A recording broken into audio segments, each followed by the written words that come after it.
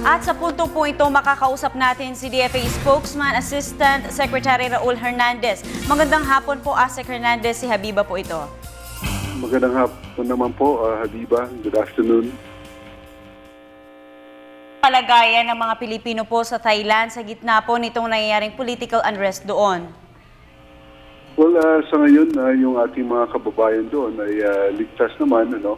Pero yan, kahapon, nagpalabas po tayo ng isang advisory na kung maaari, ano, makinig muna sila sa request usap ng Thai government na manatili sila sa kanilang mga tahanan at huwag lumabas muna kung hindi naman kailangan. Lalong-lalo na doon sa mga areas kung saan yung mga demonstrations at yung mga protest actions. At sinabi rin po natin na sana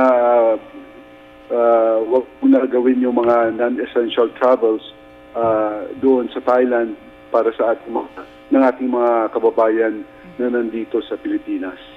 Asek, sa ngayon po ba, meron na po ba kayong napag-alaman kung nagtaas na po ba ng alert level sa bansang Thailand? Well, sa atin, wala pang na babanggit yung ating embahada doon, pero patuloy yung pagmamonitor ng political situation doon sa Bangkok ng ating embahada at yung ating ambassador doon, ano? So far, ang sinasabi sa ating mga kababayan doon na dapat gumawa ng mga precautionary measures at hindi sumakot doon sa mga protest rallies at pumunta sa mga areas saan nagaganap itong mga protest actions. Asek, sa inyo pong ahensya, meron na po ba kayong nailatag na mga hakbang po ng inyong ahensya nga para po sa mga Pilipino na naroroon, especially po yung sabihin nating nais umuwi? Well, wala pang ganun na mga indications na mayroong mga kababayan tayo na gustong umuwi, no? Pero minomonitor yung political situation ng ating embahada doon. At from time to time, nagre-report sila kung ano yung mga recommendations nila sa nangyayaring political developments in Bangkok. Asek, sa ngayon po, dito sa nangyayaring issue po sa Thailand, yung mga nais din pong magbakasyon o bumisita doon sa kanilang mga kapamilya sa Thailand, meron po ba tayong nais na sabihin po sa kanilang mensahe o direktiba?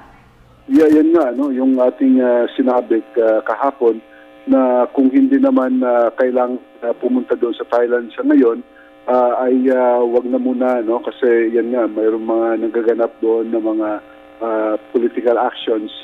At ang importante sa atin ay yung kaligtasan ng ating mga kababayan doon at yung nais pumunta doon.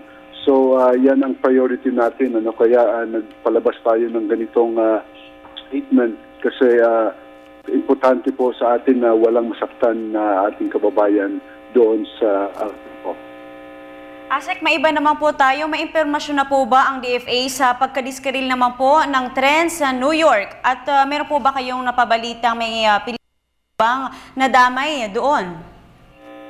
Ang report po ng ating Philippine Consulate General sa New York ay wala daw Pilipino na dahil doon sa nangyaring insidente sa train na diskarel doon sa New York, ano? At ito ay na-verify nila doon sa communities kung saan yung mga leaders natin ay nagkikipag-ugnayan sa ating Consulate General. So far, wala pong tayong namomonitor na Pilipino na nasaktan sa nangyaring insidente sa New York.